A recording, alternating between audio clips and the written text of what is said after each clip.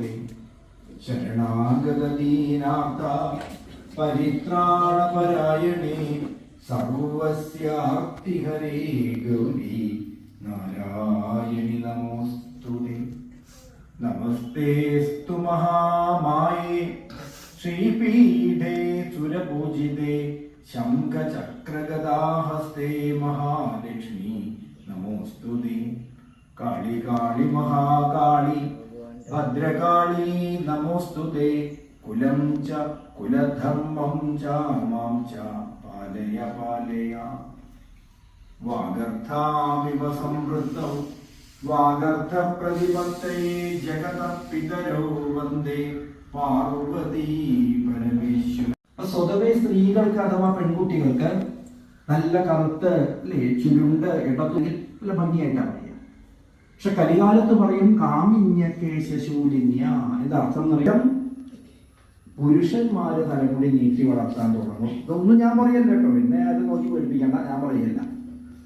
ഇത് ശരിയാണോ? ചുറ്റുമിങ്ങനെ നോക്കിയാൽ നമുക്ക് തോന്നും അല്ലേ, പുറപ്പുറകിൽ നിന്നൊക്കെ നോക്കിയാൽ ഇതൊക്കെ ശരിക്കും പുരുഷനാണോ സ്ത്രീയാണോ എന്ന് ചിലപ്പോൾ പെട്ടെന്ന് മനസ്സിലാവില്ല.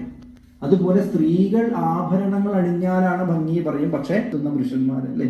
അപ്പൊ പുരുഷന്മാര് സർവാഭരണ വിഭൂഷിതരാവും, സ്ത്രീകളോ കയ്യിലും കാലും ഒന്നും അണിയില്ല.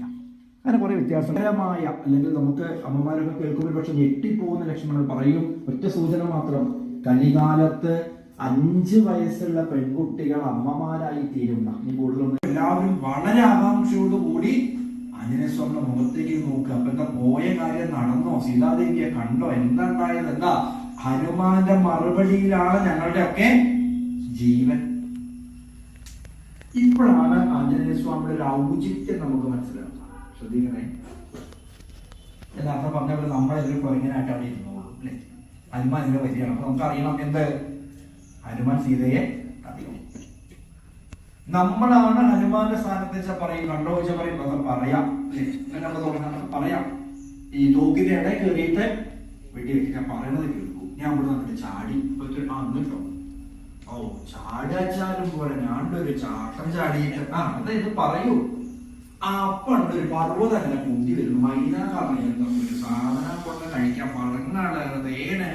അപ്പൊ നമ്മൾ നിന്നിട്ടോ ഞാൻ പറഞ്ഞ മുഴുവൻ കേൾക്കൂ. ഞാനതൊന്നും തൊട്ടില്ല.